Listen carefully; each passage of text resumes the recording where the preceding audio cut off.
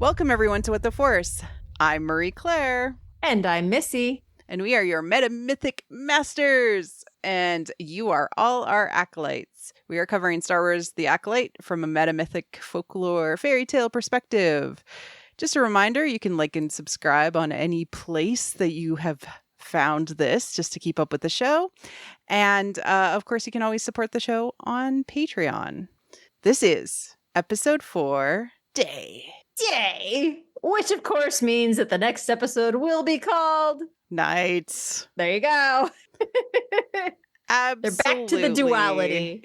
Yeah. So, yes. You know, and I read somewhere, and, you know, I'm not 100% sure that actually this episode and the next episode were written together, which I think makes sense. And maybe they had to like split it for episode count or something like that.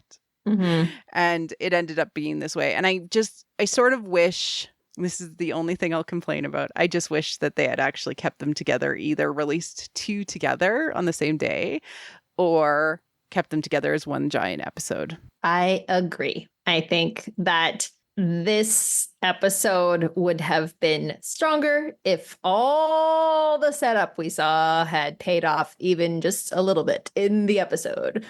But without that, and it's not like a normal, like, oh, it leaves you in suspense, you know, because even shows that do that, like, for example, I think of like the Mike Flanagan shows, like all Haunting of Hill House and everything, which I love, by the way, but like even those which always end with like a big jump scare at the end and everything, or you know, cut off at a point where you're like, oh no, what's going to happen? They still have a completed arc in each episode. And so I think what frustrates me is that this episode like was very clearly only half an arc. Yeah. And so it's like, it didn't leave me going like, oh my gosh, what's going to happen? It left me going like, yeah. Like I put in all that time to like, and then you're like on the edge of your seat, and there isn't anything after that, which is, I think it's fine if this was like an all at once release. Right. And that's the thing. When you binge it, it's no big deal. Then it's an awesome experience. Totally fine after the fact. Yeah. Okay. Later, when we can all binge it, we'll love it. But at this point, I find myself just kind of grumping around. And I know it'll be fine and it's all good. But yeah, my initial reaction was like, what? You're stopping there. You're stopping there. Okay, fine. Get to obsess about it further. I know. So into questions and comments, Missy. There was quite a few. So there was Maury Mole who said, do you think that Osha or May ever cared about being a Jedi or a Sith? Given Osha left the Jedi and May ditched the Sith as soon as Osha came back, I suspect both saw respective orders as a means to an end if they didn't realize it at the time. I think the first thing I'll say is I'm not convinced that the Darksiders are Sith at all. So I know they keep talking about, oh, is there a shadow order, a splinter order? You know, they keep saying that. And obviously that's part of the mystery. And maybe eventually we'll find that they are Sith, or an origin maybe of Sith or something like that. And that would be fine. But I'm not convinced that that's what they are right now. And as far as their loyalty, so to speak, to their respective orders, I think that's kind of the whole question for both of them. I mean, I don't think Osha wanted to leave the Jedi. I think she felt like she had to, but I don't think she really wanted to. I also suspect she was going through that period of, you know, spiritual aridity that we know happens in the heroine's journey, where she was with the Jedi, but wasn't feeling fulfilled somehow. And so, you know, she had to go look elsewhere for what she was missing with the Jedi. And May felt like she had to be, you know, following her dark side master up until she realized there was another option. So this sort of reminds me, because we've talked about how being like part of the Jedi or being part of the Sith is like a sort of spiritual marriage, much like how nuns or monks are kind of like married to God, like in a way, right? And so it is sort of a this like mythical marriage between these things, and it reminds me a lot of Swan Maidens, and how at some point something happens. An anathema happens that causes the Swan Maiden to disappear, because both of Osha and May are special women. They're very special. And so they classify as otherworldly brides. Right. Like the fairy bride or the whatever. Fairy bride. Exactly. And so it just sort of reminds me of that, in that no matter what the Jedi or the Sith can do, they're not special enough for the fairy bride who is otherworldly. Right. I.e., born from the Force in some way, whatever that is. Right. Eventually, she flees the mundane world and returns to the other world. And so that's basically what both of them have done. And the question, of course, simply is, can they be sort of reinitiated into the other world, which is this sort of elevated celestial plane from which they came? Like, can they return to that? Because in order to do that, and we'll get into this, but in order to do that, they have to contend with all of this baggage they have from their time in the mundane world. Exactly. And so that would be like some sort of going into the Force.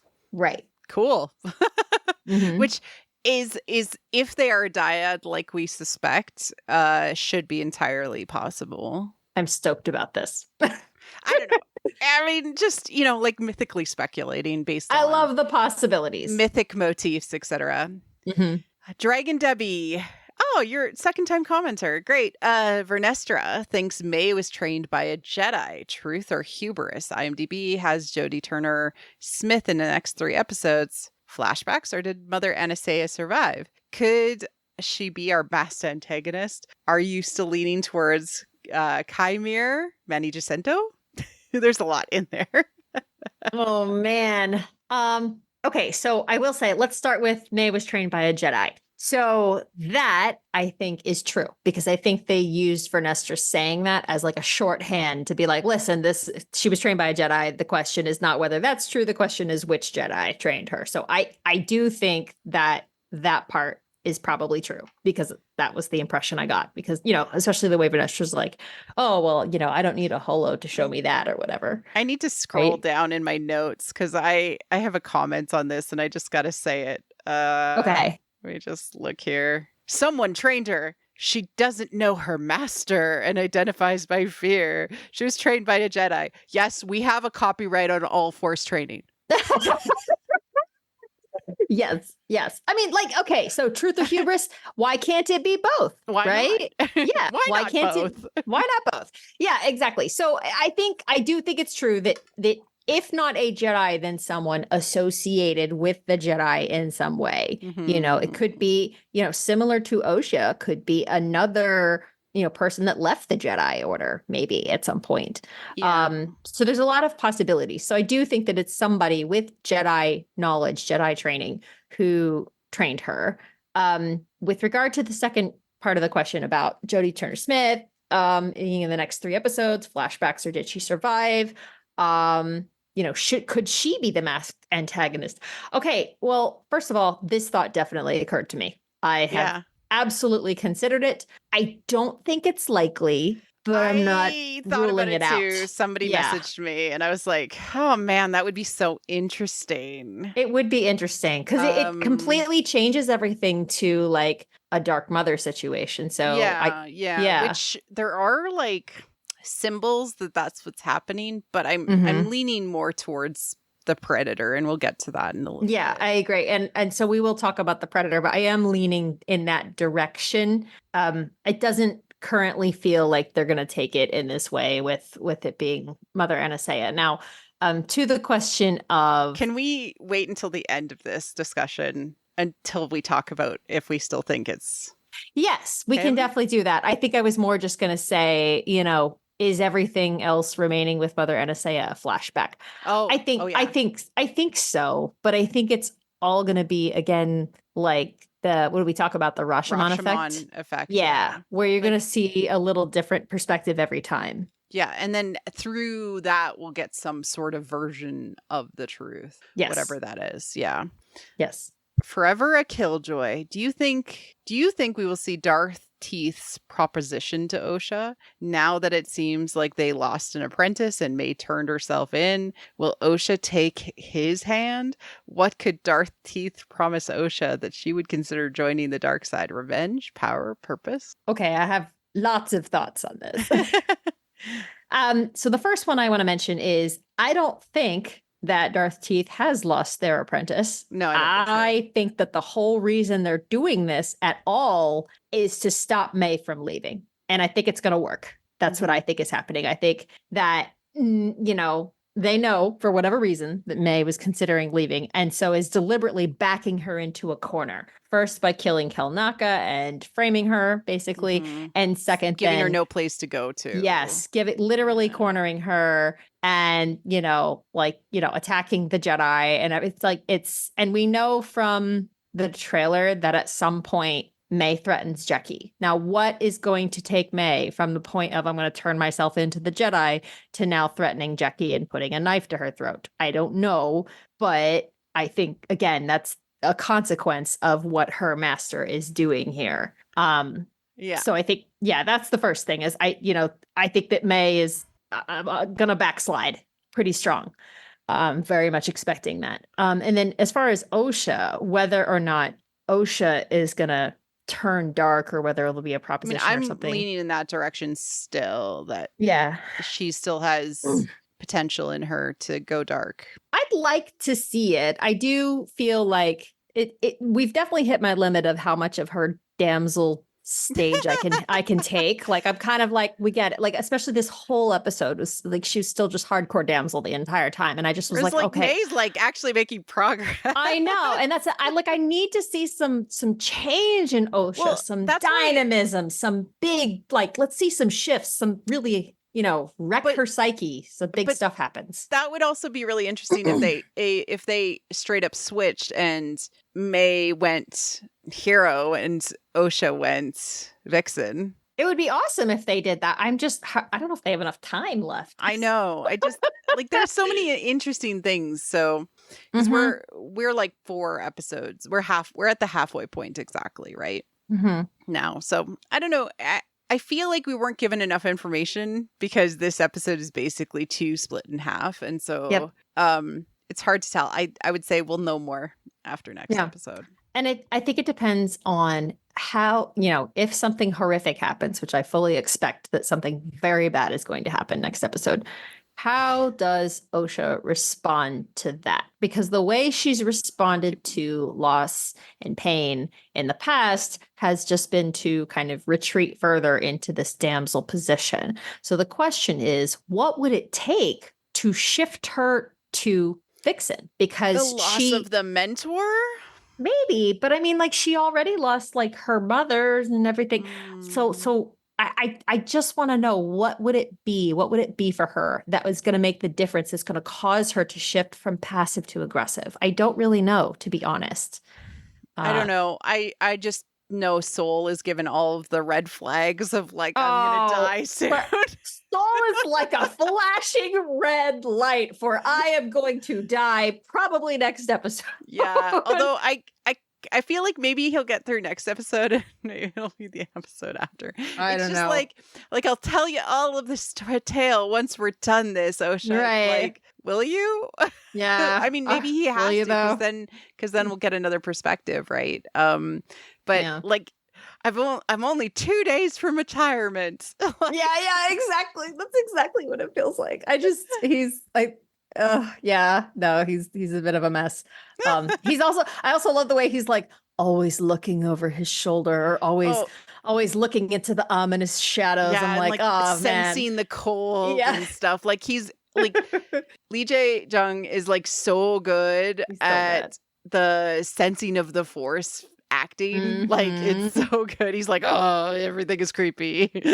It works really well. Anyway, we'll see what happens, but I think that we're gonna get our answer sooner rather than later about which way these characters are going. Yep. God King Sosa, this is my crackpot theory. Do you think that there is a chance that May's master will be the first knight of Ren? In the comics, Ren said his name and title is an old legend. What if the first knight is a failed apprentice? I mean, maybe. Yeah, I like the idea. Yeah. I will say, and this has nothing to do with this very serious question, but my favorite nickname for Darth Teeth, the Stranger, Maze Master, whatever we want to call him. My favorite nickname I've seen for him is Smilo Ren. Yeah, which I think and is hilarious. if he ends up being a Knight of Ren, it would create like a nice sort of tie to the sequel trilogy, which is, I mean, that's nice, right? Yeah.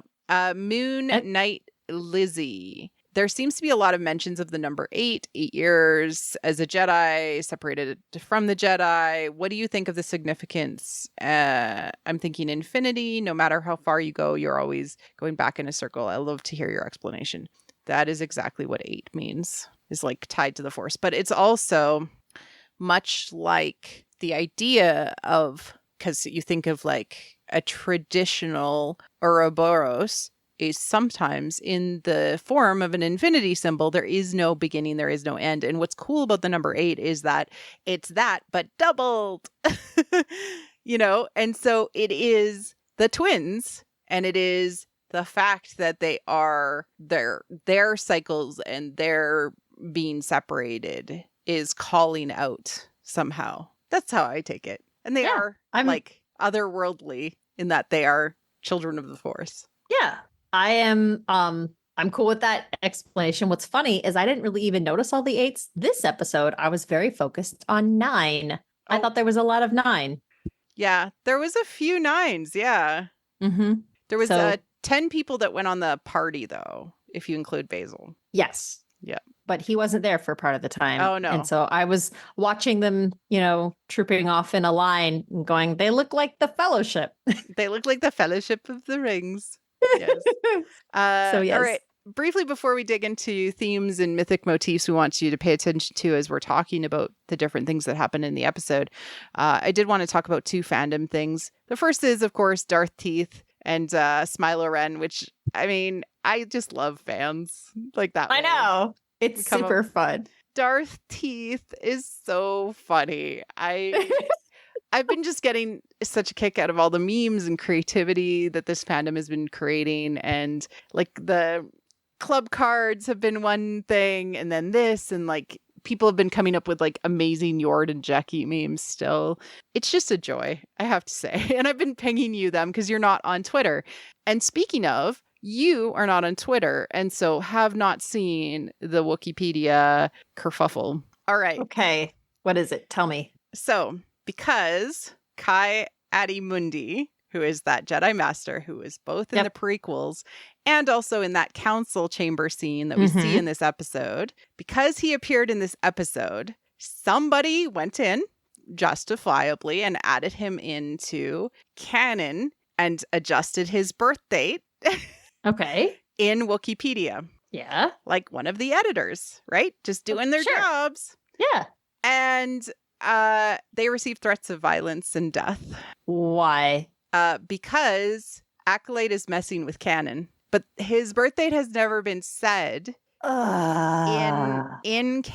Star Wars new canon. Only in Legends. There is still the Legends tab. This is not the first time that things have been overwritten. Look, Chewie, Chewbacca died in Legends. Mm-hmm. Right? He is, and this is my speculation /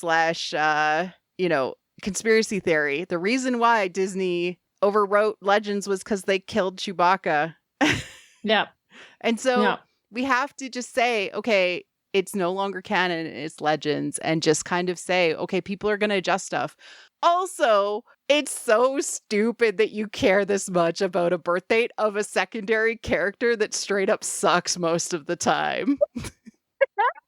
Like, listen, do I love when every time canon changes? No, sometimes I get frustrated because I actually like canon, but that's more, again, because we are who we are. That's more when thematic stuff changes. Like when you mess with the themes of Star Wars, then I'm upset. Although I would never threaten violence for that. That's absurd.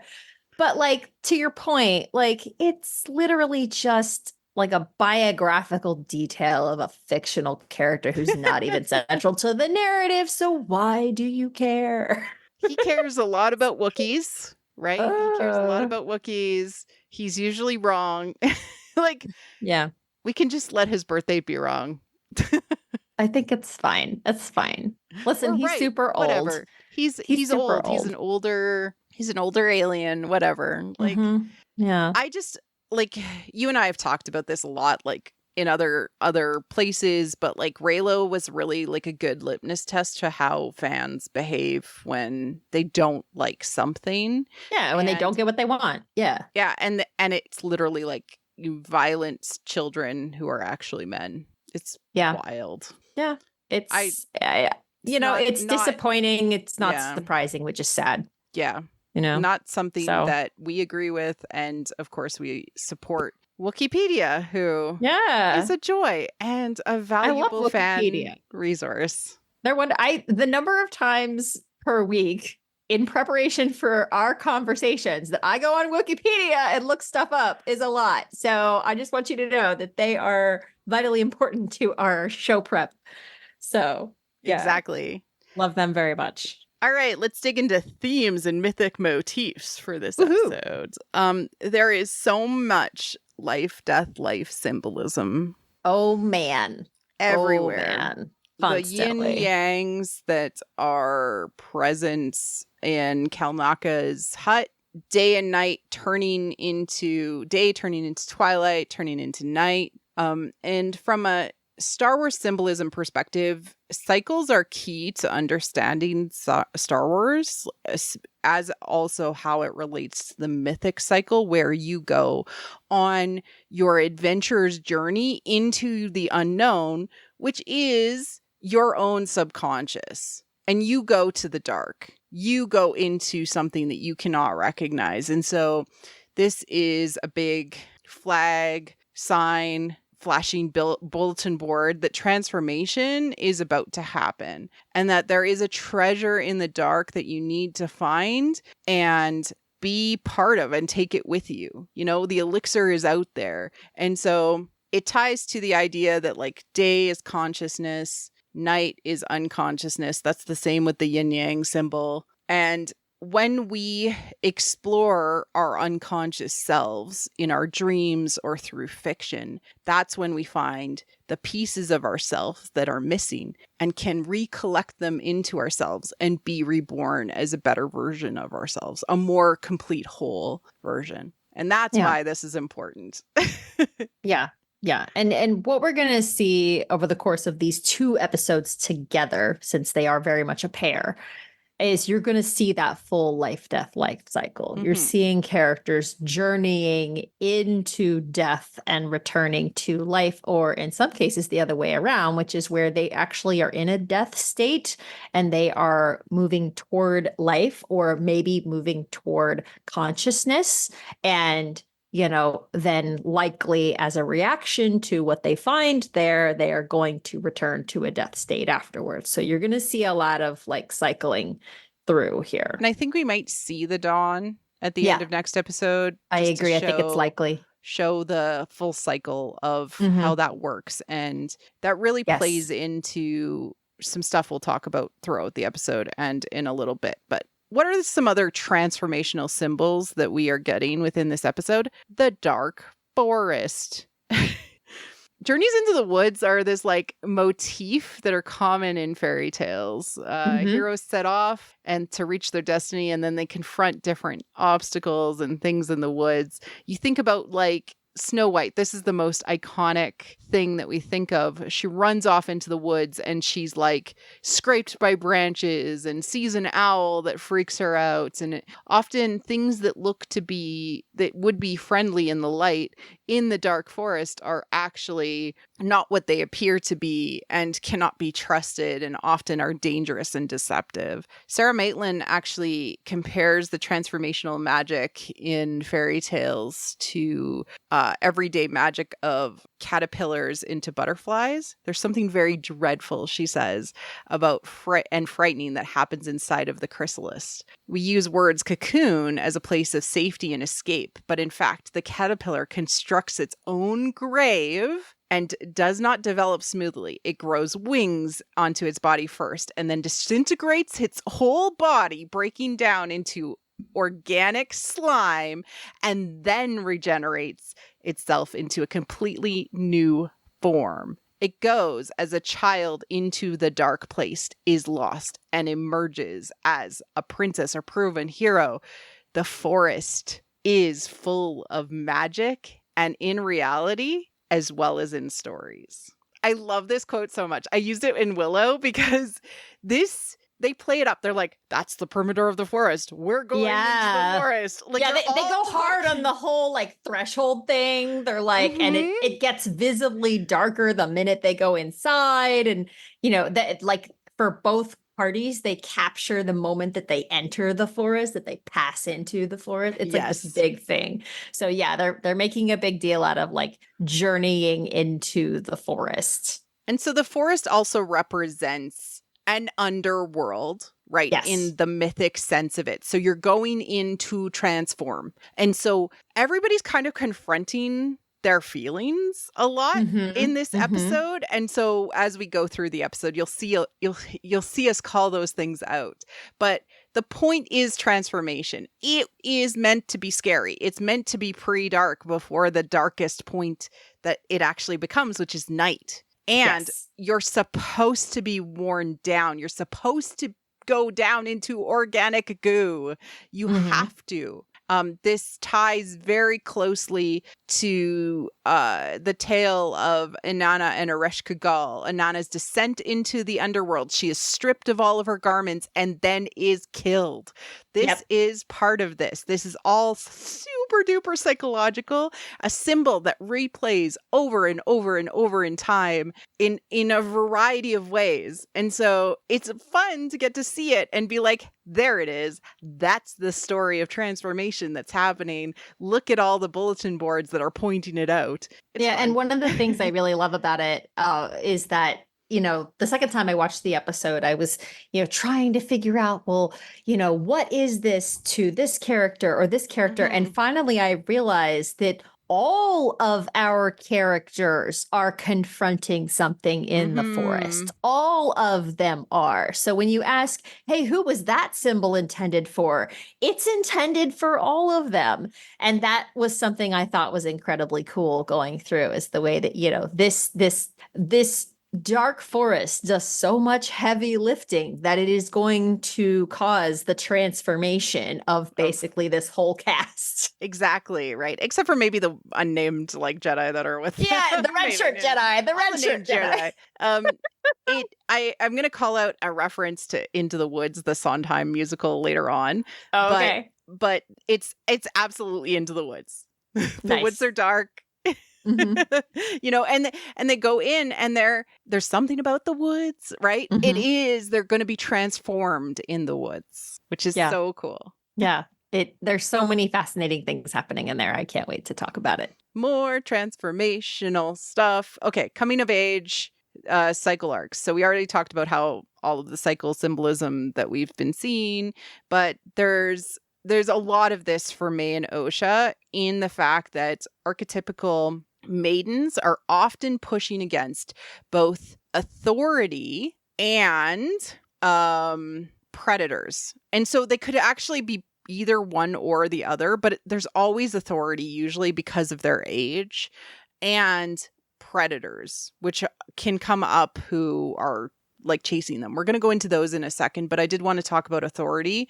The goal is to initiate through authority into owning your own version of what being a grown-up looks like, basically adopting your own version of authority into yourself. Authority is tricky because sometimes it'll come off as, I want you to grow up. Why haven't you moved out of the house yet? Or I want to keep you protected. I want to keep you safe. And we actually get a really good example of this specifically to Osha in this episode. And it comes off as the negative mother and the too good mother. For May, we also get a sort of version of this in Chimere and the threat of his the master. Yes. Yeah.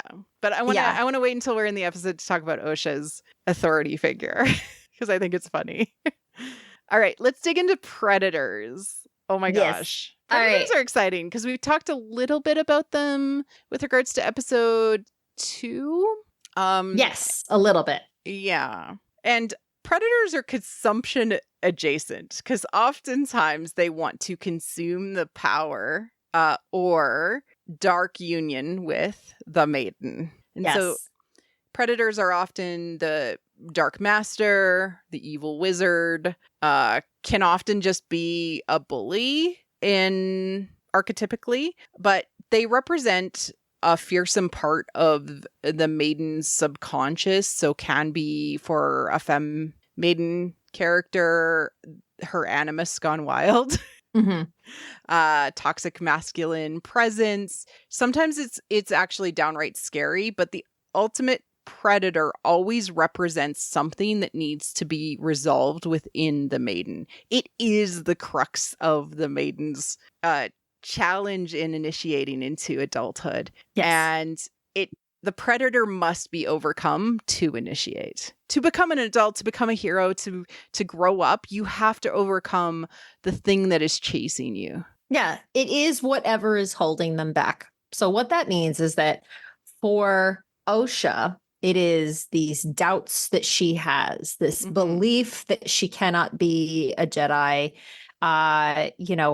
her feeling of failure with regard to she can't use the Force anymore. It's the predator that's preventing her from doing that.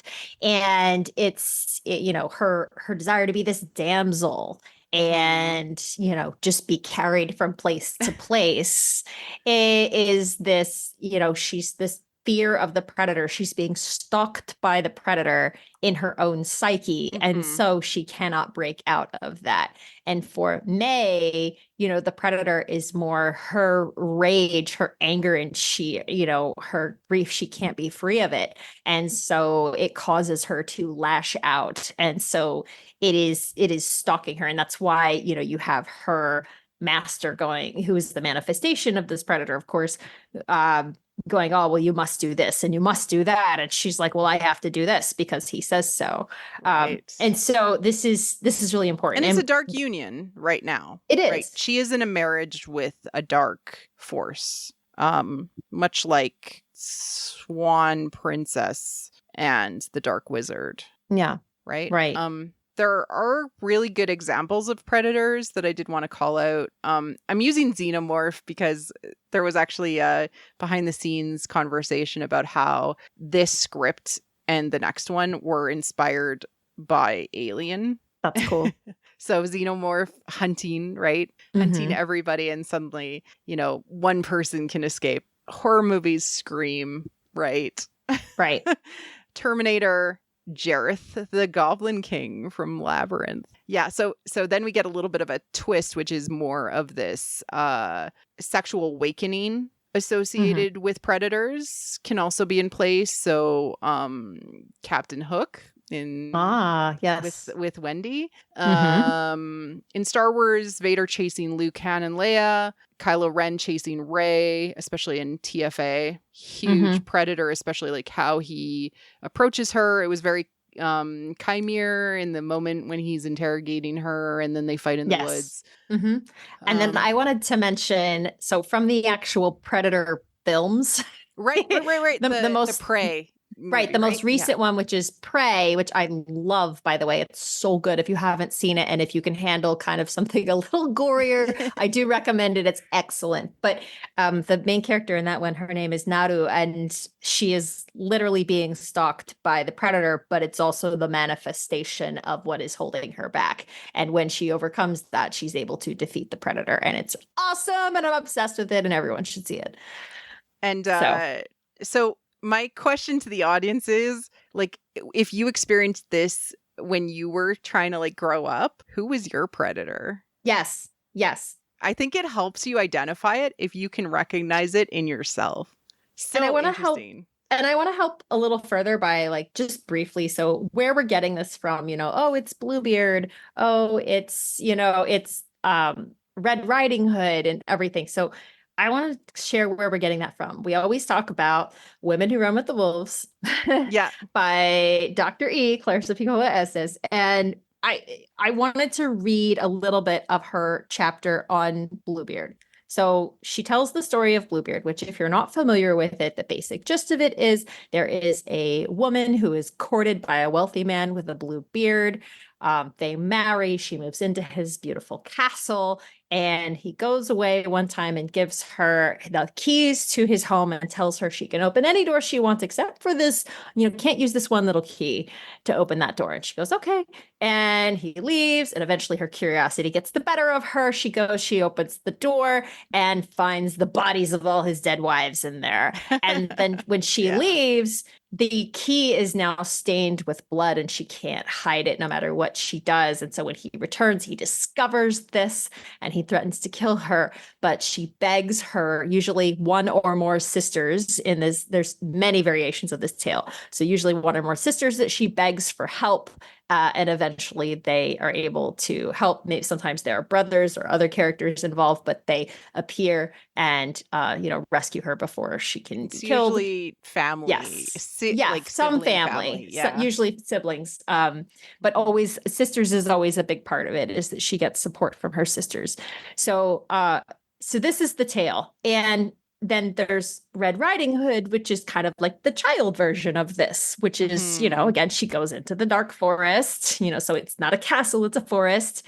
And she meets the wolf. Who is charming and yes, charms he's charming her. And says, you can do what you want. You don't have to do that. Why don't you go pick some flowers? It's all good, whatever. And then, of course, she gets eaten. And then eventually she's rescued. Usually there's like a huntsman or something. And, or grandma is eaten and she arrives at the end. But usually there's a huntsman that like helps her out to rescue her or get grandma out of the stomach.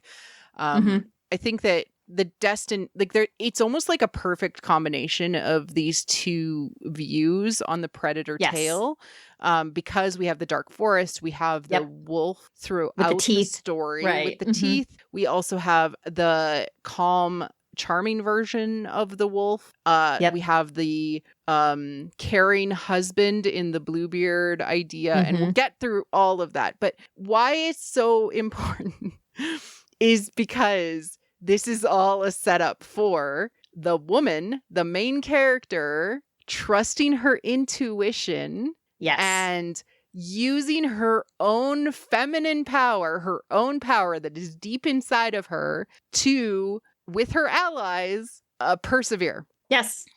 And in order to do that, she must use the key to seek the truth. Yes. And this is the key. Yes, this is the key for Osha and May, figuratively and literally. They don't know the truth. They don't know the truth. And so the reason that they are vulnerable to the predator, both of them, is they do not know the truth. They have to learn the truth, even if it, stains them and causes pain and fear, and exposes them to further danger. They absolutely must learn the truth. What's the other way that we tend to, show that metaphorical seeking of the truth is seeking the light. Yes. Searching for the light, going toward the light. So that's another thing we see a lot in this episode is, seeking the light. And so this is having really a destination that will reveal things, or yes, a place that will change things. Going into the forbidden place, which is going to reveal the truth, or it's like you said, cause that transformation. And oftentimes, like the treasure that is hidden in the darkness is knowledge. Yeah, knowledge of the self. Yes. Well, I mean, that's what she gets in in Bluebeard, is she learns this knowledge of the reality of the fact that her husband is the predator, and she is awakened to the presence of the predator in her psyche. That's how it happens. Yeah. So well, I'm excited. I'm excited. Okay, let's dig into episode 4, Day. So we start out in Kofor, which is mostly forest, and Kalnaka is going about his day, and he's like returning home to cook a meal. And all throughout his like little hut is all of the yin yangs, or taijitsu, taka, like different symbols, which are all, the yin yang symbol, but they're very specific. They look exactly like Mother Anastaea's symbol. Really that's precise. On her forehead. So it feels like he's been haunted by this to the point that he has drawn or put onto his home. And so he is a prisoner in this. Yes. It is everywhere. It is everywhere. And it's even later in the episode, you see that like he had like an old data pad or something. He had even drawn the symbol in the dust on his data pad. And so this symbol is the idea that the life-death cycle in how we live as humans in the universe is constantly happening. So we have things that grow, they die, they wilt, they decompose, they turn into nothing, they turn into base elements, and that feeds new life and that grows again. And I get the impression that he feels like he has stopped something from happening. And so he is, like we talked about consumption, the snake needs to eat its own tail for the cycle to be balanced. And he's like, I broke the balance somehow. He cut the thread. Yes, exactly. And so that's what I'm getting from this, which is really interesting. Yeah.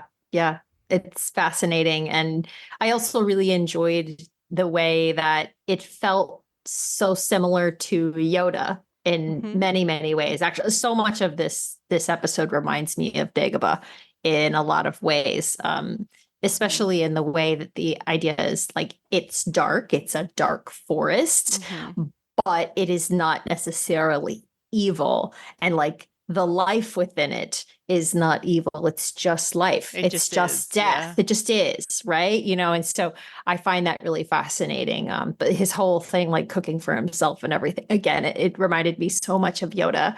And I loved that little callback there. Then we're back at the Jedi Temple and we see Osha watching Jackie do her lightsaber stances with sort of like practice like wooden bokken, which I thought was really cool, or practice sabers. And the teacher himself says, tight but subtle, diminish areas of vulnerability, maximize your defense without needing to strike. Yeah, and diminish areas of vulnerability felt a lot like the sort of Jedi philosophy of no attachments. And it made me think a lot of, what Kaimir says about, everyone has a weakness. Because again, every single thing in this episode is really kind of setting up for what's coming next. And so I really don't think that those words were accidental at all. No, I think that they were a way to lead us into what to expect. And also what is the Jedi's weakness is that they don't necessarily attack, right? They are only defensive. Yeah. Without the need to strike. Like maybe there is a point to a wise attack. Yeah. Osha comes and says goodbye, and they talk about how they can trade stories on a cantina someday over Master Soul. They're flirting. Yes. And so actually, good friend Evan Harris V9 on Twitter actually asked about whether like Daphne made a comment how she has it in her head that Jackie has a crush on Osha. Was it fun teasing or will it lead to anything? I don't know if it'll lead to anything. My thoughts on romance in Star Wars are greatly saddened in the world, but they won't do anything with it. But listen, that was a flirtation, and it was great, it was cute, and if we see it appears in the trailer that May is going to end up threatening Jackie, Osha will not be pleased. Whether you read that as romantic or not. As usual, Star Wars is going to leave it ambiguous because they're scared of romance for some reason, but whatever. But I think it's, you can absolutely read that as a budding romance and certainly a very intimate friendship, even with the brief time they've had together. And certainly I feel like Jackie might suffer from some attachment to Osha. Absolutely. Right? Which is good to see too. We cut to Kaimir and May landing on the planet and getting ready to go. And Kaimir is like ultra helpful and like, let's get going. And this is where we start to develop some of the feelings of the Red Riding Hood motif, right? Yep. May is getting ready to go. She's got her bags packed. She's like, gotta go to the woods, gotta go to grandmother's house. And we have to remember that the wolf can disguise himself as the sweet old granny, just like how Bluebeard is the caring husband. And he sweeps her off her feet. Kaimir is literally this guy, right? He is. This made me think of the moment in Into the Woods where the wolf approaches the Red Riding Hood, of course, and he's like, "Hello, little girl."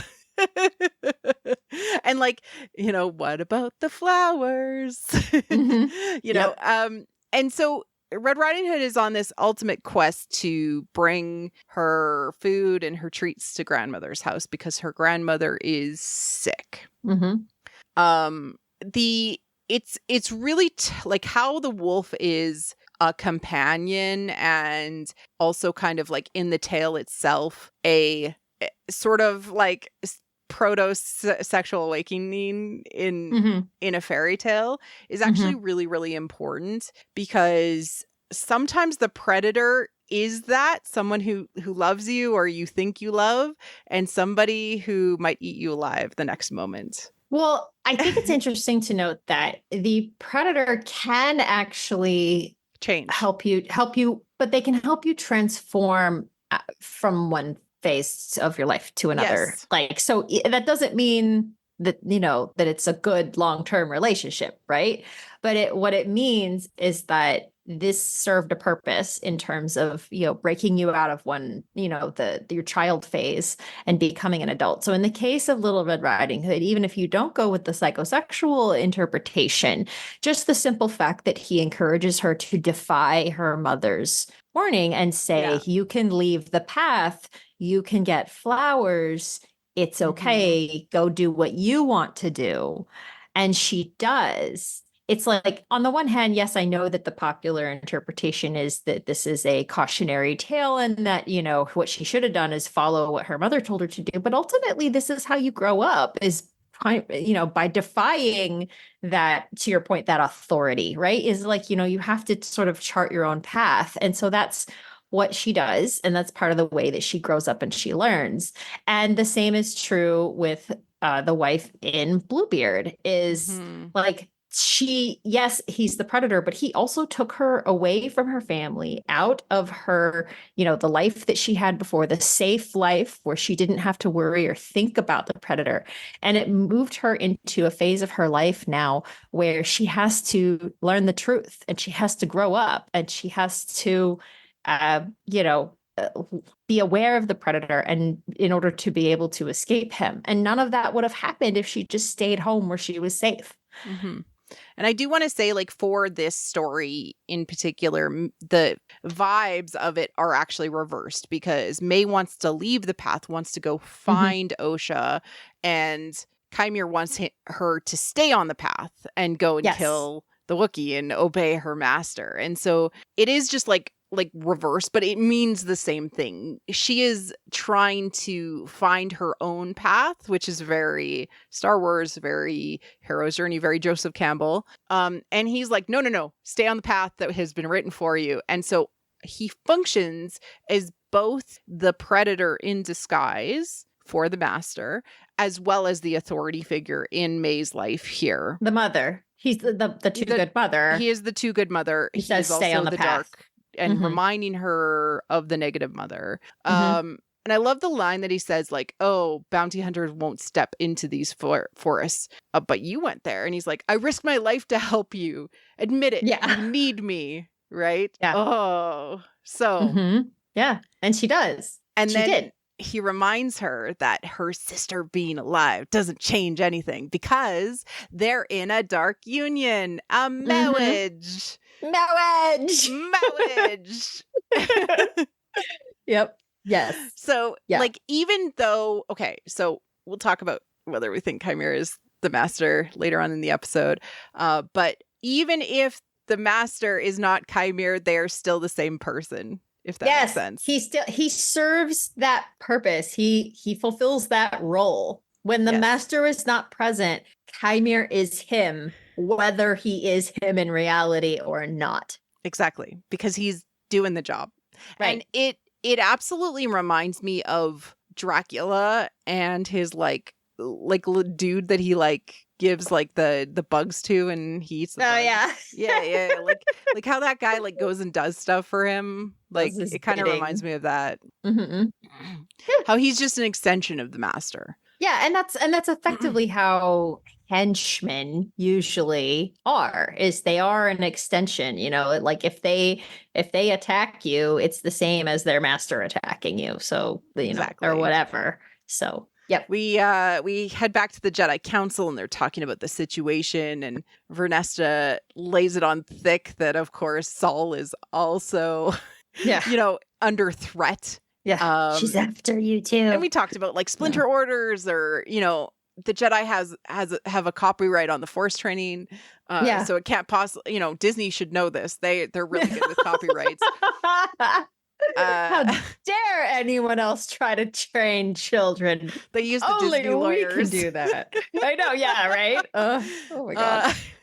And you know, she's killing Jedi masters, and of course there's a fourth, and they were all on her home planet, and Vernesta finally puts 2 and 2 together and says, I covered that up. I mean, she doesn't really say that, but yeah. You should have told me. Why did you leave this loose end, Saul? Yeah, exactly. And then it's this like loose thread, we might say. Yeah, this loose thread. But I love how it's basically like light bulb moment. Let's use OSHA as bait. Yeah. Oh, I love that moment of like, well, do we have something she wants? And then like the look. Yeah, the look. It's like, okay.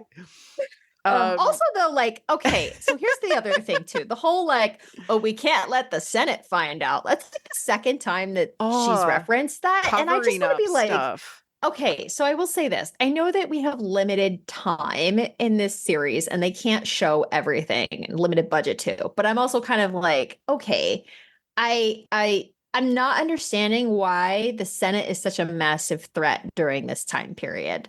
Like, to me, I feel like that's something that comes about much, much later in the prequel era. And so I'm really surprised to find that the Jedi are extremely concerned about their position relative to the Senate. I would say it kind of depends on, you know, most government is somebody of in authority that is anti-Jedi maybe right now, and maybe it swings back another way before the prequels, before of course we get Sheev Palpatine in power, who works his little butt off to undermine the Jedi secretly from the shadows so that he can actually take out the Jedi. Like really. But it is interesting to me how motivated they are to prevent to cover the stuff Senate up. And it seems like they've been covering stuff up for years. A lot. Yeah, very much like it's some chickens are coming home to roost here, because I think all their lies are coming back to bite them. It's not good. Somebody mentioned with regards to, I'm not like a pop culture person. I was just listening to the radio and somebody mentioned how Justin Timberlake had a DUI. Okay. Yeah, he did. But they were talking about it on the radio, and somebody said, okay, so if he has one DUI, he's done it before. Oh, for sure. And this is how I feel about the Jedi. Yes, definitely. Like they've been in the business of covering stuff up for a while, since that was their first instinct, twice already, at least 3 times, maybe. I don't know. But it's like they're pulling that card way too fast. Yeah, they're just like, well, you know what we have to do is cover it up. But it's like, really? No, is that what you have to do? I guess so. We're back to Kymir and May in the woods. Well, just about to be in the woods. They're right at the edge. So how do you kill a Jedi without a weapon? And he goes into like all of this conversation, and he has his little stick. I laughed so hard with his little stick, like pretending to have stolen Cal Naka's lightsaber and like playing like a little boy, sort of. I'm like, he comes off as so innocent, which is wild. Well, but again, we see throughout the episode that he does continue, just like we were saying last time, you know, that we talked about him, though he does continue to shift back and forth between his personas, like a lot. A lot. And sometimes he's, really laying it on thick with like, I'm just a goofy guy, I'm your buddy. And then other times he's like deliberately ominous. And yeah. Yes. Mm-hmm. Uh, Very interesting. and so May asks, what kind of deal did you make with him?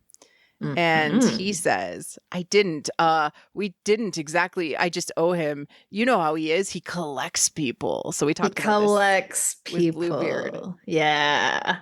And she's like, well, have you ever seen him? And he's like, I haven't. Yeah. Yeah. And anytime it's, it's like, yeah, but really? Yeah. Does she know? Or are we just, yeah. This was such an interesting back and forth for me. Mm-hmm. I was fascinated by it. I want to talk about it later. Yeah. Well, okay. The other thing though that I do want to mention now is the thing about, he mentions, because she asks, well, how was she, Osha, when you talked to her? And he says, that was right at this next point. Yes. But they first say, oh, look, the perimeter of the forest. So the threshold, right? Right. And this is the big flag to say, oh, wait, May is ready to consider transformation and her thoughts are on her sister. And so I just wanted to flag that this was the perimeter. And so it's like flashing lights when he calls it the perimeter. I was like, oh my gosh, this is so mythically written. Yeah, no, they're like, we're at the threshold. By the way, let's talk about Osha. Like, so yeah. Nervously interested. I can't believe my sister's Jedi scum. Yes, I know. No, also, I love the reappearance of the word scum. They just love that in the galaxy far, far away. They love it. So, but how was she? And he mentions that, she seemed really fond of that one Jedi, Master Soul. Now, this kind of goes back to what he was saying about how everyone has a weakness. What he's telling May is, by the way, Soul is Osha's weakness. And in all likelihood, Osha is Soul's weakness. So that is what he's telling her. He's planting that seed for later so that she knows this. And, it may cause jealousy. It may be something that she uses if she, feels that she needs to attack Soul, obviously, or maybe Osha. There's any number of possibilities, but she will probably at some point call on this knowledge about their attachment to one another and use it. Yes, I love that so much. We flash back to Osha, who's leaving, chatting with Pip about how he was able to get fixed up. And I was like, oh, and then Soul's like, Osha, your mentor is asking the hero to go on an adventure. Yes, I know. By the way, and are you going to refuse the call again? Yeah. And how he convinces her is talking about how May's eyes softened when he mentioned her. Of course, eyes are the mirrors of the soul. And he is very sure that there is still good in her, that part that still loves you, Osha. Aww. That's so Star Wars. It's so Star Wars. It's super Star Wars. And I really love it too, because of the fact that, she responds, well, she's a murderer. And he says, but she's still your family. And listen, that's super Star Wars, because one of the things that used to drive me absolutely nuts during the sequel trilogy discourse was people going, but he murdered people. And I'm like, yes, and it's a story. It's fiction. It's fake. None of it is real. It's fake in its face. Okay. And like, yes, I get it. Like, these characters are murderers. Darth Vader also a murderer. Arguably, even the good guys are murderers because they have killed a lot of people. I think Luke's death count is still like way up there, just behind super Hux. High. It's super high. So it's important to note that, like, we always make this argument, but having a character actually say this in the text, say, really important. like not deny the truth of like, yes, actually this character did murder people. Also, I think there's still good in her and she's still your family. Like, that's really, really important. A couple other things we're getting the yin yang symbolism in that the little dot that's in the dark May is the love for Osha, and the little dot that's in Osha that is of May is the hate for May. Yes. And so this is really just, I don't know. I love what they're doing with the sisters, but there's other things in this scene that I wanted to call out. So another one sure. is just like the whole thing that she was going to leave without saying goodbye. Like, think about it. She went to say goodbye to Jackie, but not Soul. Right. And so her personality is so avoidant that she's always running away. She's always avoiding responsibility. She's always avoiding knowledge. She's avoiding avoiding. She just doesn't want anything. So she is such a damsel. She's so passive that she just never wants to engage or confront anyone ever. It's a real problem. And that's what she's going to need to get past. Now, what's interesting is that when Soul was like, I want you to come with me, at first she perked up and she was like, oh, you want me to rejoin the Jedi? And he's she was like, yeah, for a split second, she was pretty excited. And then he was like, not officially. And then she kind of, at least see her kind of droop. She's like, oh, okay. Like, she's just like super bummed. So that's the thing about her is like, yeah, she still wanted to be a Jedi. She, that was her dream. That was the dream of her heart. And it didn't work out because, again, she allowed that predator to attack her psyche and make her think that she couldn't or shouldn't be a Jedi. And so, but what she needs is some way to believe that she can still, be a Jedi the way she wants to be. The way she wants to be. And this kind of like how her reaction works and how May's reaction works really ties back to the entire concept of Seek Joy that George Lucas has given us. And so if you haven't listened to that episode that I did on this, I highly recommend it. It is the secret to Star Wars and also kind of like a secret to life and how you can get through the dark times is you seek your own joy. It's one of my favorite episodes that you've done. I love it very much. Solo episode. I know. I think it was the first one I've ever. You've done a few solo, but it was the first one I've ever listened to that you did solo, and it was really. It's powerful. So yes, I definitely recommend listening. It's a successful episode then, if you like it. I do. But so she's like, I don't have to wear that civilian robe then. Yes. And yes, and we immediately flash to her sitting there grumpy wearing the civilian robe. Okay, so this reminds me of when civilians do ride-alongs with police and they have to wear the like bulletproof jacket that obviously, or bulletproof vest that like obviously there's the civilian. Yes, I know, right? Along. And she looks over and Basil is there also with her wearing the same outfits. Yep.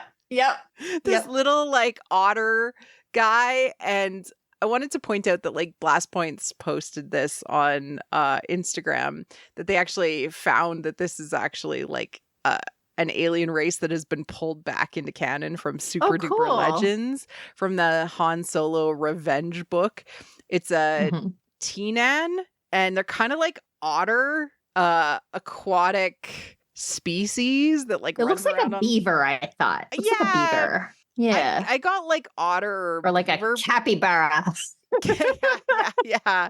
But there's like originally in Legends they had like really long buck teeth, and and I love how like sort of just like feral he seems, but he's like chill actually with Yord.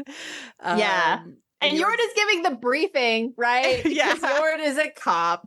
He's a cop.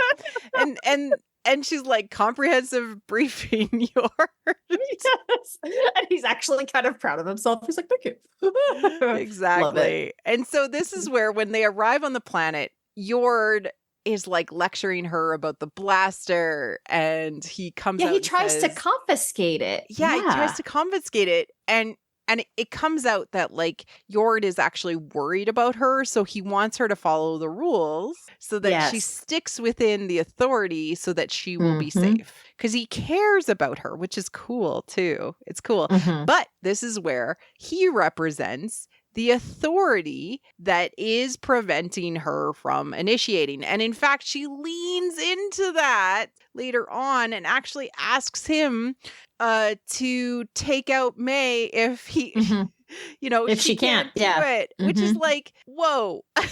again, she's like, it's like the damsel thing. Like she just doesn't want to do anything She's on like, her Dad, own. can you take care She of that wants problem? everyone to do things for her. It's like, I need help. Yeah, Like, yeah, and exactly. yeah, it's so frustrating that she kind of won't break out of that and go off and do stuff on her own. But also just like I understand why he did what he did. And again, it's in his personality, right? He believes that following the rules is what keeps you safe. But also he's trying to disarm her. Mm-hmm. And so I do kind of question a little bit, what's up with Yord. There are a number of moments in this episode that make me Yord is actually the bad guy train. maybe not the bad guy, but Yord is considerably more sus this episode. Okay. Like no, I'm not actually on yeah. that train anymore. I just like, I know. I was like, there's some weird stuff going on with Yord. He's got a secret that we don't know because he's using his authority to hide it, whatever it is. And it could be that he cares for her or that there's something else, but I don't know what it is yet. Yeah, I don't know what it is. Like I said, I still don't think he's the bad guy. There's just not enough stuff there to make me go think he's the bad guy. I do think he means well, but he for sure has a secret of some kind. He's got a secret, yeah. What's your dark secret, Yord? What is your dark secret? It's not your steaming techniques. Yeah. So the Jedi and Osha follow Basil across the kind of like hills and mountains, and they approach the forest and overlook this like giant cliff, and the forest is below and it's obscured with mist, which of course mist symbolizes uncertainty and confusion, and the forest itself is the transformational I don't know, like crucible that they're about to go into, right? And so this is all about, they don't know what they're going to turn out to be once they transform. Like, the caterpillar going into the chrysalis, they're about to be melted down and don't know what they're going to turn into, a butterfly or a moth. Yeah. And so it's kind of like a magic 8-ball that says direction or unclear. Yeah. I don't know what's going to happen. Okay. Yeah. And there's this whole, so this is when they have the conversation then that you just mentioned where, she asks him, I need you to stop May if I can't. But there's more things going on here. I think it's funny the way that he kind of throws shade at, she must have learned Shriwook when she was studying, because he's like, well, some Padawans learned Shriwook, but I learned a more nuanced language. But there's a couple things here I think that are key. First of all, the fact that Yord is the only one that understands Basil is really important, I think, because there are moments later where that becomes very relevant. So I think that's important. And then also, I think it's interesting that like he did imply that she learned Shriwook, because presumably that was a result of that sort of moment she had with Kelnaka in the last episode when she was a child. She comes up and they have this sort of cute moment, but then we mentioned that we felt like it had probably been edited down from what it was before. Like maybe it was taken out because they'll show it later. For time, or maybe they'll show it later. You're right. Yeah. But either way, I feel like she must have bonded with him in some way, and so that seems likely there. And then also Yord, when she says, well, about soul, believing that they're still good at her, and Yord says, well, he's very wise, and mentions that May has always been her wound, and that soul maybe brought her here to face herself. And that's really, again, just taking the metaphorical and making it text. And I love it because we can immediately point out that this is her big heroine's journey. Yep. Descent into the goddess, which fundamentally is when you go into the deepest, darkest version of yourself, you have to understand that the dark goddess is actually you all along. You have the darkness within you, and you have to have empathy for it. You have to love it. You have to love all the pieces of yourself, even the dark bits, even the smelly bits. And to do this, we have to die, decay, descend to our lowest point and become nothingness again. Just like the dark forest conversation, the butterfly melting down into the goo. And then you're reborn. through a union with your opposite in your psyche, because the opposite is also you. But in this, we have a legitimate opposite to Osha. We have May. Yep. So we will probably get some, not sure if it's next episode, but at some point we will get a union of these two. And it'll be so cool. I think in next episode, I think what we're going to get is a pretty tough confrontation. You know, they're not ready for union yet, but they're going to finally confront one another. And that is key. It's important for them to do that. They have to. So then they enter the forest. Yes, they enter the forest. It's dark and it's gross and it's creepy and they're moving among the roots. Yeah. Which, as you said, is like connecting to the underworld, the underground forest, even. Yes. And it's already dark underneath the canopy of the trees. So it's like pre-dark. Basil smells something rotten, gross. Yes. I knew you were going to love this. I was like, yay. Because, okay, here's the thing. All right. So what are they all confronting here in the dark forest? They're confronting their shadows. Yes. Now, what do we know about shadows? Well, you often refer to Robert Bly and the bag of smelly garbage. It's a bag of smelly garbage that you drag behind them to create a shadow. And the more you ignore it, the worse it smells. So this is what is rotten. It smells rotten because they're all dragging their baggage with them. Yep. Their shadows are following them into the forest. And they have these like clumpy, like shadow bulbous things on the trees that either look like they're part of the trees or some sort of parasite or a growth, which really look gross. And Osha just like, I'm gonna touch that gross thing. Yeah. But she's so gentle. She's tender when she touches it. Like there's no fear. She's just like, oh, you know, I sense a thing and I'm gonna touch it now. Okay. Like but she went with it, right? She's like, and what I find fascinating. So it pops up, it crawls up, and then it turns into a moth. So again, the moth butterfly idea, and it's actually called an umbra moth in the subtitles, which I was obsessed with. Darkness moth. Well, umbra actually is shadow specifically. So it's shadow moth. And what I'm obsessed about is that it looks like a dark version of the butterfly from the last episode. I thought the same thing. Yes. No, it specifically looks like a sea angel, exactly like a dark, gross sea angel. So it is also a guide of souls. Yes. Like if a moth, of course, nocturnal, so lives in the darkness, lives in the underworld. It is also a sublimation of the ego. It sort of represents a destructive version of a butterfly. Yes. Yeah. So basically, a moth is symbolically, it's a dark butterfly. So it's also a psychopomp, you know, to your point, it's that guide, right? And they are attracted to light. Yes. And light is knowledge. So it's showing that sort of attraction or that, you know, inexorable pull toward knowledge and going to learn. The text. They say it. It was attracted to the light. Yes. In fact, it died.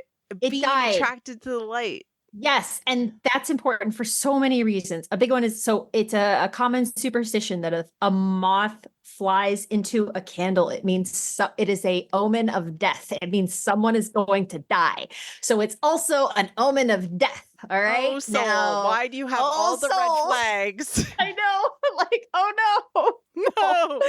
So stop doing the flagging. Stop it. But also like when she noticed the moth, she called for soul. She's such a damsel. She's always like, oh, save me. Like, you know, so he, of course, he does. He's like, I got this. Ha! And he like runs up and like, but also like, it's representative of his shadow, which he is not dealing with. And so what does he do? He doesn't integrate it. He kills it. Yeah. He kills his shadow. He's trying to avoid it. And because he's not dealing with whatever secret he has not shared thus far, whatever he is ignoring, whatever he is trying to forget about. it's there, it's following him around. And so, Soul he's going to have to deal with that. There would have been a different way that you would have had to handle that, which would probably be like Jedi have the ability to communicate with animals. And if they had tried to like calm the moth down or something like that, that would have been a more integrative action. But instant death, like there's a Clone Wars episode, which I'm not sure if you've gotten to. It's Yoda's arc. Right. It's right before they did season 7. He fights his shadow. He fights his shadow and he kills his shadow. And I know. And so in some ways that kind of portends his like him becoming a hermit and exiling himself, in that he did the wrong thing, which is that he is not able to integrate his own darkness. Like all symbolically. Some people have talked about this episode and their takes are so interesting because they're like, oh, he defeated his shadow. Yeah. It's like, no. No, he didn't. That's actually not what you need to do. That means that he can't actually go back to society. He is stuck in the underworld. And guess what? He gets stuck in an underworld. Yeah. And part of how you know in this episode that it was the wrong thing for Soul to do is Osha's sad about it. Yep. She is incredibly sad. And so Jackie comes up and is like, it's always an honor to watch anything transform into the Force. Spouting Jedi propaganda. Stop it. Come on. Okay. Mourning is important. It is. Being sad about somebody dying is important. It's how we take in their feeling, like the feelings we have of them and keep them in ourselves forever. If you never mourn, you actually create another shadow. Yeah. Yes. Jackie, stop it. Oh, honey, no. Yeah, I know. Well, and then of course she follows up with, oh, well, you have more experience with death than I do. And I'm like, will you stop with the foreshadowing? Stop it right now. Stop it. And, yeah, which is like, I was never able to accept death like a true Jedi. And it's like, okay. They just don't see a lot of death, right? That's the thing. They don't see it.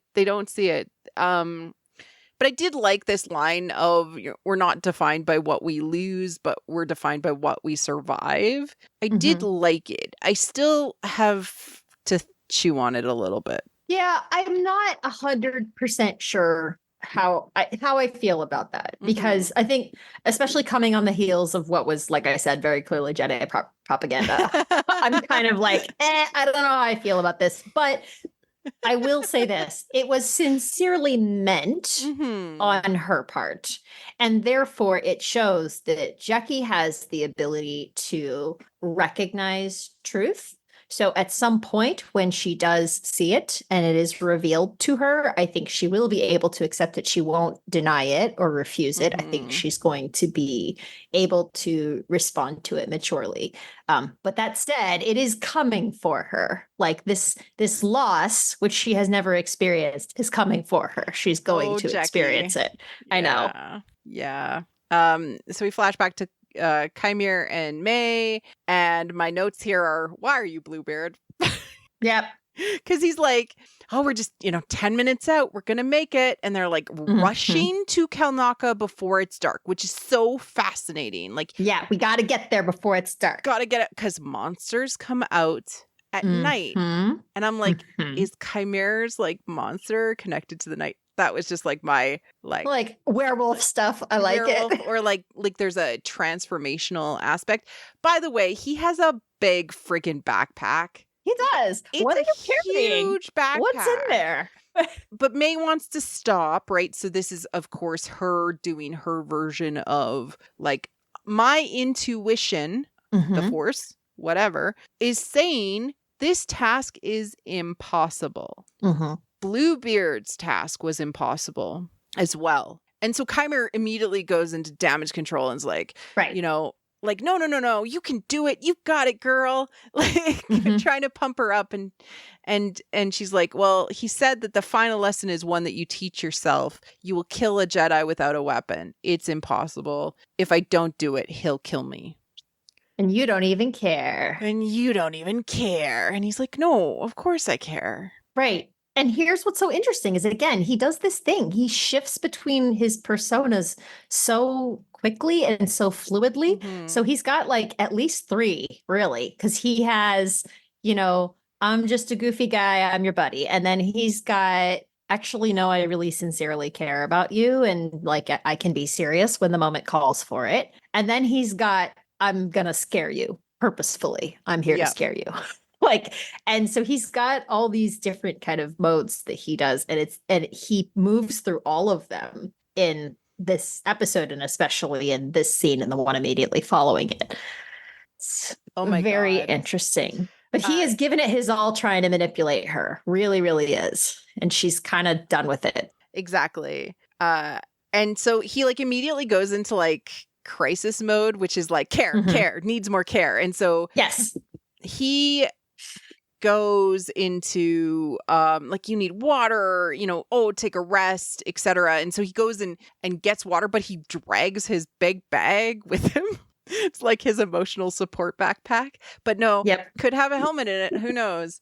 Yeah, who's to say. And May sets up a trap. She's like, I got a rope, I'm gonna set up a trap. She screams, everyone hears it. And Kaimir is caught.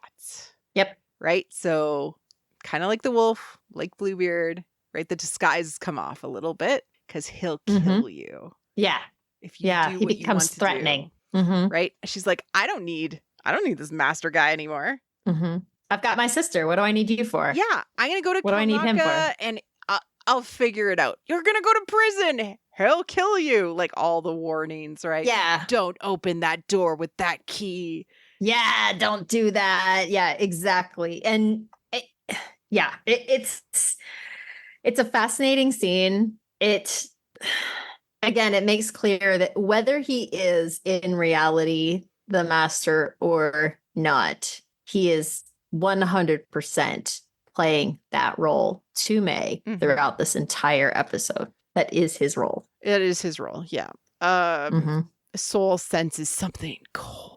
So things have getting and it gets dark. Like it starts to be like twilight. So it all changes. The like light, it becomes like very interesting. And actually, it starts to like really become very freaky very quickly from the scream on. Right, so the scream sort of like initiates this like, oh, we're going into the dark. It's like a slide from there, and then Basil goes missing. Okay, actually, so that happened right before May's scream. Right, and I want to point this out because it's like the first time you hear about it is right before May's scream is Yord says like, oh, we lost our tracker or whatever. And then afterwards when Soul's having this moment where he's like sensing something in the darkness, right? Yord and Jecki are in the background talking about how Basil's missing.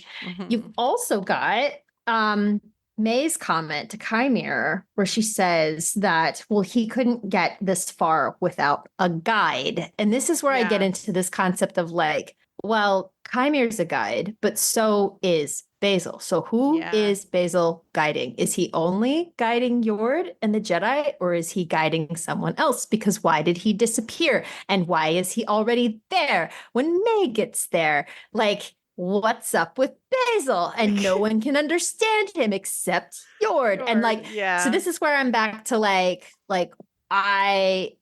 everything has dual meanings. It's all very ambiguous. And that's and also purposeful. Like, I have to say, you and I were not tripped up by this episode because we're certainly sensing all like the mythic motifs and all of that. For sure. But there is an obfuscation happening even in this episode, much like last episode. And there's purposefully duality in a lot of things, which is a big theme of the show in general. So we're just kind of vibing with it, but it means that it's maybe not as clear-cut as other things that we have analyzed in the past. But that's purposeful. Like, whereas things that we've analyzed in the past and we've been able to like guess things really accurately, that's because the creators wanted us to. They were very deliberately, leaving those breadcrumbs for us to follow. And this is different. This is purposefully obfuscating it, to your point, because it's a mystery. And so like, we don't know what the bad guy wants. We don't know what he is, or who he is.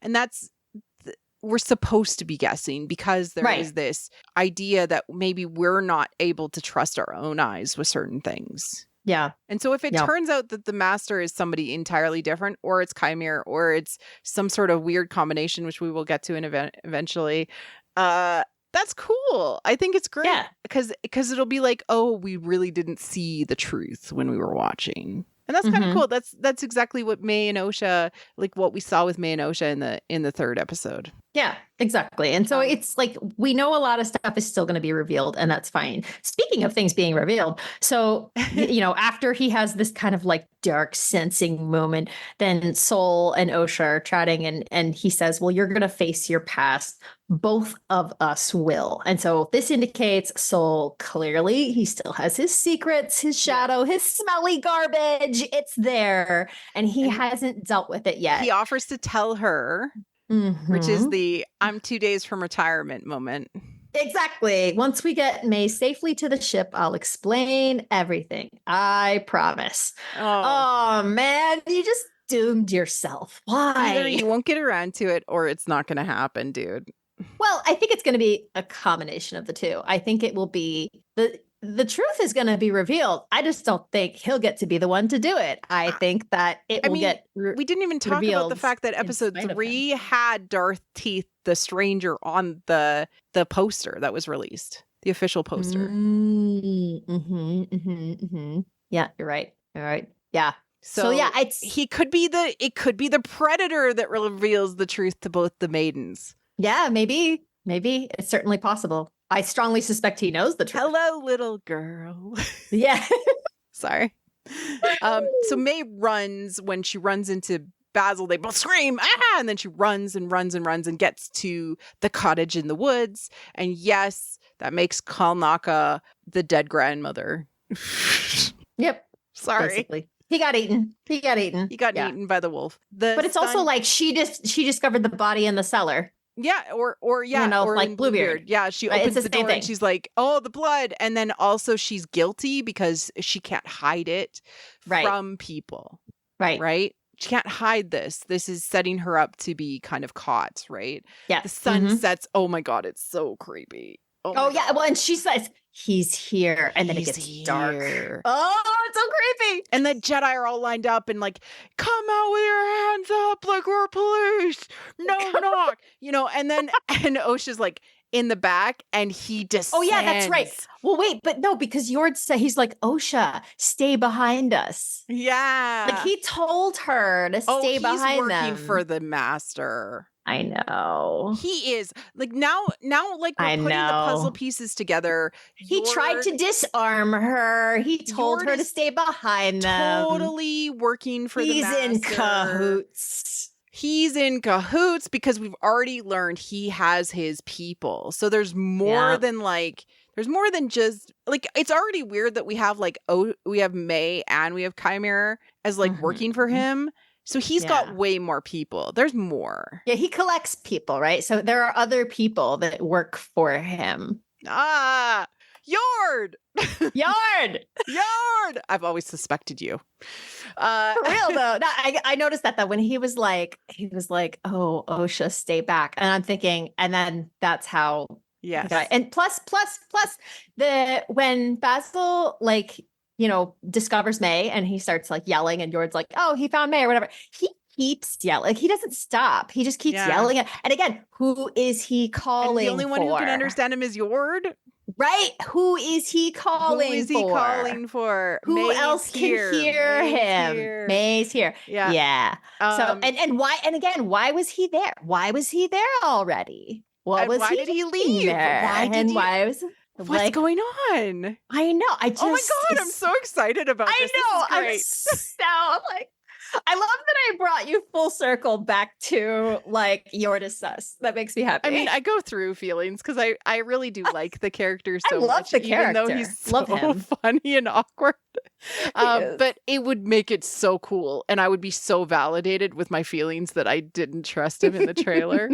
I'd feel so validated. We get the creepy descent of the stranger Darth Teeth. Oh my god. So freaky. And we get like the face to face with the wolf moments. Mm-hmm. The teeth. Of course, this is supposed to sort of feel like the xenomorph. So that's why I mentioned it earlier, because it feels like the xenomorph in the descent and in the moments of the face to face and the lighting of the red lightsaber. So this is consumption, right? The teeth are about to swallow her, and it's like the idea of black of the yin yang with no white. Yep. Right. So only the yang, only the consumption, only the darkness, only the death in the darkness. And approaches Osha, and then the Jedi all light their lightsabers as he lights his lightsaber, and he does this cool, almost like it was very hot flick. And Osha goes, woo! Okay, but that's the thing. He ignited his lightsaber and then he didn't attack her with it. No. He flipped her off to the side.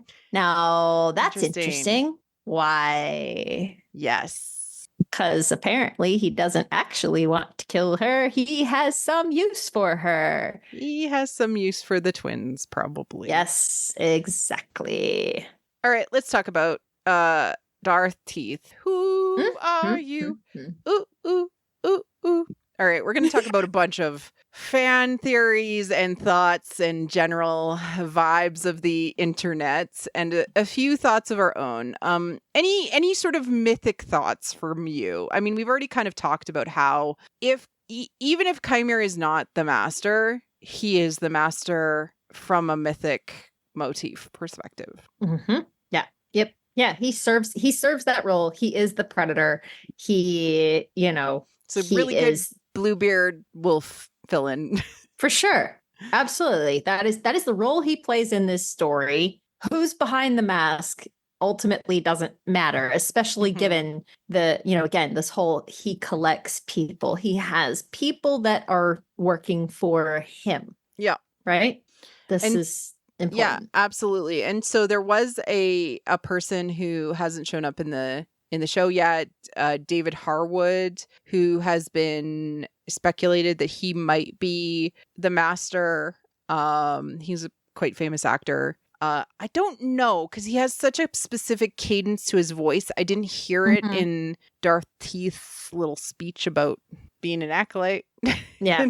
Episode 1. There's also some ideas that maybe like the 2015 Lando comic or the 2022, and this is actually brought on by Tom the Farm Boy. I think you'll remember from Willow fandom days. Oh, yes. He actually brought it forward, saying a lot of people are talking about how this could be some sort of possession situation where Darth Teeth's helmet actually is an artifact. And we've also seen that in Charles Soule's comic, the Vader run, where there was the architect that was like possessing the helmet. Yeah, I remember that. From the ancient times that helped him build his castle.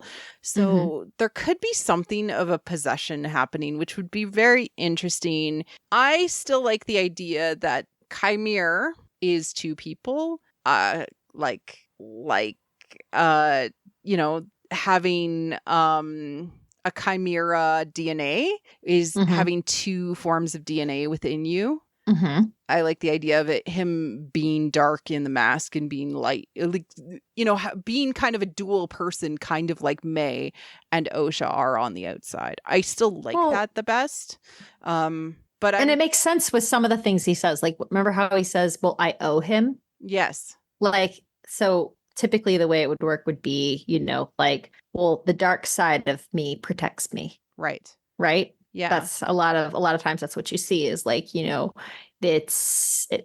it's a lot like kind of Hulk and Bruce Banner in a lot of ways, which is the dark aspect protects the self, Exactly. And yeah. So it's like or like Dr. Jekyll and Mr. Hyde. Yes. Right. So Mr. Hyde is absolutely. He comes out because Dr. Jekyll is more, he's repressed and things like that. Yeah. And I could see David Harwood, because he's got a lot of gravitas, being maybe the master of this master, or like an associate of some sorts. To add that gravitas. But I still get the vibe mythically that Chimera is this guy. Yep. So yeah, could be wrong. And I'm happy to be wrong, but yeah.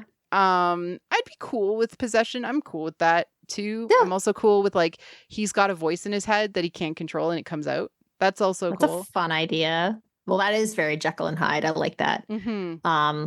Yeah, I think again, something along like, those lines. There's a duality to this to this character that we haven't seen yet that will reflect the duality of May and Osha. That's what that's my call. That's my call. Point is, it may be two different people who are two in one, or it may be one person who is two in one. Yeah. Either one, we will see which one it is. So it could be a different actor or it could be the same actor, and we don't know yet. And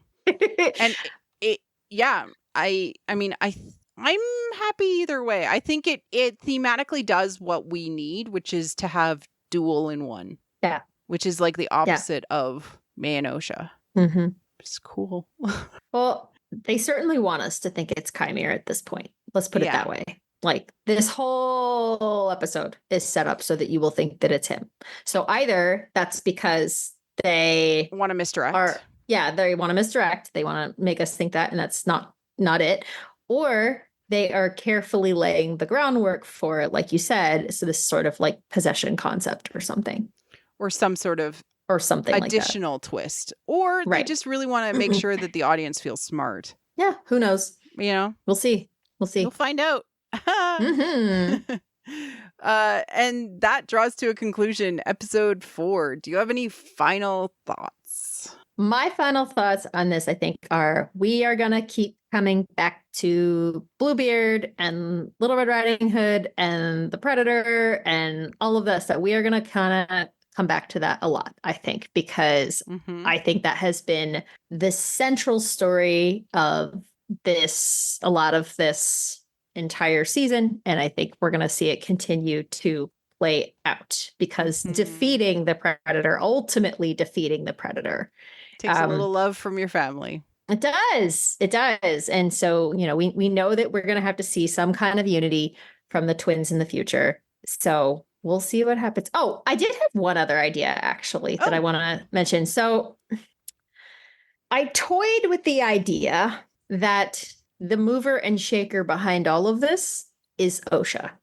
Not that she's the person in the mask, obviously, but that on some level that she has caused all of this to happen because she's been like, off doing her thing for years and years. And what if, like, at some point she actually did learn the truth and interesting.